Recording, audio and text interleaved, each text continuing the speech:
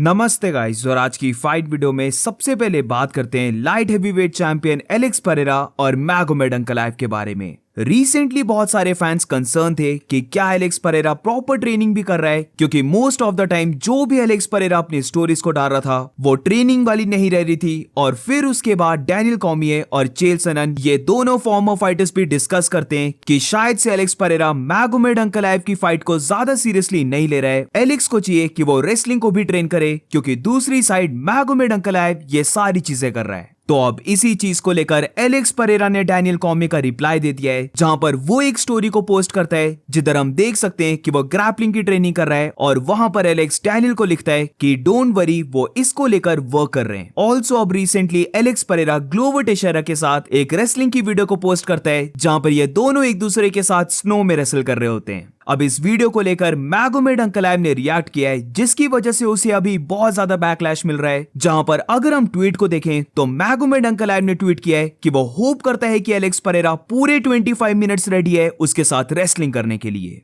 अब इस ट्वीट के लिए अंकलाइव को बैकलैश क्यों मिल रहा है, तो ये बहुत ही ऑब्वियस है, क्योंकि अभी तक अंकलाइव ने एक नैरेटिव सेट किया था कि उसे एलेक्स परेरा के साथ रेसलिंग करने की जरूरत भी नहीं है, वो उसे अपनी स्ट्राइकिंग से ही बीट कर सकता है, वो एलेक्स परेरा को नॉकआउट कर सकता है बिना रेसल किए हुए। तो अब क्योंकि मैगोमेड अंकलाइव ने कंप्लीट डिफरेंट बात कर ली है, तो इसीलिए अब उसे बहुत ज्यादा बैकलैश मिल रहा है। और अब moving on to the next update, तो अब बात करते हैं पोस्ट फाइट इंटरव्यू में डैना वाइट का क्या कहना था फॉर्मर फेदरवेट चैंपियन इलिया टोपुरिया के बारे में। अब डैना वाइट ने इलिया के बारे में क्या बोला है, इससे पहले हमें डिएगो लोपेस के इंटरव्यू को देखना होगा, जहां पर डिएगो लोपेस स्टेट करता है कि यूएफसी ने अब एक रूल को बना दिया है कि अगर किसी भी चैंपियन को डिफरेंट डिवीजन में जाना है तो फिर उसे अपनी बेल्ट को वेकेट करना होगा, यानी कि अब कोई भी फाइटर एक साथ दो बेल्ट को होल्ड नहीं कर सकता। ऑल्सो लोपेस ये कहता है कि यही रीजन है जिसकी वजह से यूएफसी ने इलिया टोपुरिया से बेल्ट को ले लिया, और उसी के बाद इलिया को अलाउ किया कि वो लाइट वेट डिवीजन में मूव कर सकता है। तो अब डैना वाइट के ऊपर आते हैं, जहां पर डैना वाइट इस चीज को क्लियर कर देता है कि उन्होंने इलिया टोपुरिया को स्ट्रिप नहीं किया है, बल्कि इलिया टोपुरिया ने खुद अपने आप से अपनी फेदरवेट बेल्ट को वेकेट कर दिया था।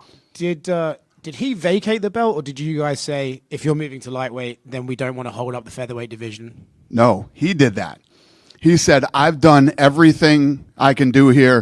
I'm ready to move up," and he vacated it. He said, "I shouldn't be holding up anybody's opportunities, and I respect when guys do that." Also क्या फाइटर कभी भी साइमल्टेनियसली डबल चैंपियन नहीं बन सकता, तो इसके बारे में डैना वाइट का ये कहना था कि ऐसा कोई भी रूल नहीं बनाया गया है। अगर कोई फाइटर चाहता है कि वो दोनों डिवीजन में फाइट करे तो वो फाइटर को अलाउ करने वाले हैं कि वो दोनों बेल्ट को होल्ड करे, बट यहाँ पर फिर ऐसे फाइटर को बहुत ज्यादा एक्टिव होना पड़ेगा। तो बेसिकली डैना वाइट ने मना तो नहीं किया है कि कोई भी अब यूएफसी का डबल चैंपियन नहीं बन पाएगा, बट जिस वे से डैना वाइट ने इन बातों को बोला है, ये चीज क्लियर हो जाती है कि अब moving forward behind the scenes थोड़े से स्ट्रिक्ट रूल्स को बनाया जाएगा, जहां पर ऑलरेडी फाइटर को बता दिया जाएगा कि अगर उसे डबल चैंपियन बनना है तो उसे दोनों ही डिवीजन में फाइट्स करनी होगी, और वो भी जल्दी, ताकि कोई भी डिवीजन होल्ड पर ना आ पाए। अब इसके बाद एक और मेजर अपडेट के बारे में बात करें तो ये अपडेट बैंटरवेट डिवीजन को लेकर है, जहां पर फ्यू डेज पहले ये अनाउंसमेंट आती है कि डेविसन फिगरेडो की फाइट बुक हो चुकी है कोरी सैडगन के साथ, और ये फाइट यूएफसी फाइट नाइट 3 मई को होने वाली है। अब जैसे ही इस फाइट का अपडेट आया तभी लोगों को यह पता लग गया था कि अब मोस्ट लाइकली बैंटरवेट चैंपियन मिराब दलिशवली का नेक्स्ट ओपोनेंट शॉन ओमेली रहने वाला है। और अब कल अपनी पोस्ट फाइट इंटरव्यू में डैना वाइट इस चीज को कंफर्म भी कर देता है, जहां पर यही क्वेश्चन जब डैना से पूछा जाता है तो यहां पर डैना वाइट कहता है कि उसे लगता है बहुत सारे लोग चाहते हैं कि वो मिराब दलिशवली और शॉन ओमेली की फाइट का रीमैच देखें। तो अब ये चीज बिल्कुल सेफ है बोलना कि बैंटरवेट चैंपियन मिराब दलिशवली का नेक्स्ट ओपोनेंट शॉन ओमेली रहने वाला है, जहां पर इन दोनों के बीच में रीमैच फाइट होगी, और फिर उसके बाद मुझे लगता है इन दोनों का विनर एकदम से फाइट करेगा पीटर यान के साथ। अब डैना वाइट की पोस्ट फाइट इंटरव्यूज की बात लगी है, तो जैसे कि हमें पता है कि कल का मेन इवेंट हेनरी सहुडो और सॉन्ग येडोंग के बीच में बहुत ज्यादा ड्रामा हुआ, जहां पर हेनरी के ऊपर आई पोक होता है, वो पूरे 5 मिनट्स को लेता है रिकवर करने के लिए, फिर वो कंटिन्यू भी कर लेता है फाइट करना, बट फिर राउंड 3 के बाद वो बिल्कुल क्लियर वे से बोल देता है कि उसकी लेफ्ट आई का विजन बहुत ज्यादा ब्लरी हो चुका है, उसे नहीं दिखाई दे रहा, और इसीलिए वो कंटिन्यू नहीं कर पाएगा, जिसका फिर रिजल्ट हम देखते हैं कि 5 राउंड की फाइट को बस 3 राउंड के बेसिस में स्कोर किया जाता है, जहां पर सॉन्ग यडोंग फाइट को विन कर जाता है। अब सॉन्ग के विन करने और हेनरी के हारने के बाद दोनों फाइटर्स ये बोलते हैं कि वो चाहते हैं कि वो एक दूसरे के साथ रीमैच करें, बट जब डायना वाइट की बात करें तो पोस्ट फाइट इंटरव्यू में ये क्लियर लग रहा था कि वो हेनरी सेहूडो से जरा भी हैप्पी नहीं है। जिधर रीमैच के लिए तो डायना वाइट एकदम से मना कर देता है और उसका ये कहना था कि वो नॉट एट ऑल इंटरेस्टेड है इन दोनों फाइटर्स का रीमैच देखने में। Henry and Song seem like they want to have the rematch. Is that kind of what you're thinking, that they should run that one back? Or? Not at all.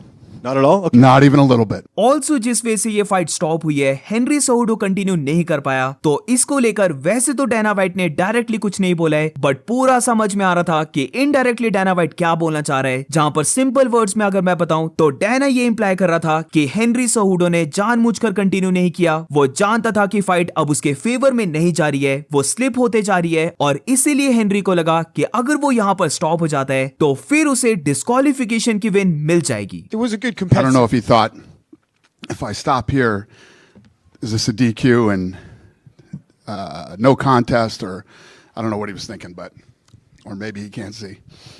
और अब moving on to the next update, तो अब बात करते हैं Bryce Mitchell और Jean Silva के बारे में, जहां पर दोनों के बीच में बैक एंड फोर्थ हुई है। बट उससे पहले ब्राइस को लेकर एक अपडेट है कि 28 फरवरी उसका एक ग्रैपलिंग मैच होने वाला है अगेंस्ट इजरायली फाइटर। बट यहां पर मैं ब्राइस मिचेल को अंडरस्टैंड नहीं कर पा रहा हूं, क्योंकि ऑड्स उसके बहुत ज्यादा अगेंस्ट रहने वाले हैं। ये जो इजरायली फाइटर इलाई बारजिलाई है, ये 6-0 अनडिफीटेड है, और ब्राइस मिचेल के साइज के कंपैरिजन में ये फाइटर बहुत ज्यादा ह्यूज है। और अगर हम दोनों के ग्रैपलिंग मैच के वेट को भी देखें तो यूएफसी के अंदर ब्राइस मिचेल 145 पाउंड्स में फाइट करता है, बट ये जो ग्रैपलिंग मैच है ये 180 पाउंड्स में है। तो काफी चांसेस हैं कि ये grappling match Bryce Mitchell lose करने वाला है। बट इससे बड़ी चीज ये है कि अपनी विन के बाद जियोन सिल्वा ने ब्राइस मिचेल को कॉल आउट किया था, और यहाँ पर जियोन सिल्वा की बात करें तो उसका निक नेम लॉर्ड है, जिसको लेकर ब्राइस मिचेल ये कहता है कि पूरे वर्ल्ड में there is only one lord, और वो जियोन सिल्वा को कंट्री एस वुपिंग देकर उसे हम्बल करने वाला है। तो अब इसका रिप्लाई जियोन सिल्वा ने भी दे दिया है, जहां पर लॉर्ड वाले कमेंट्स को लेकर वो कहता है ओके, बट वो उसे तब तक बीट करता रहेगा जब तक वो अर्थ को राउंड नहीं देख लेता।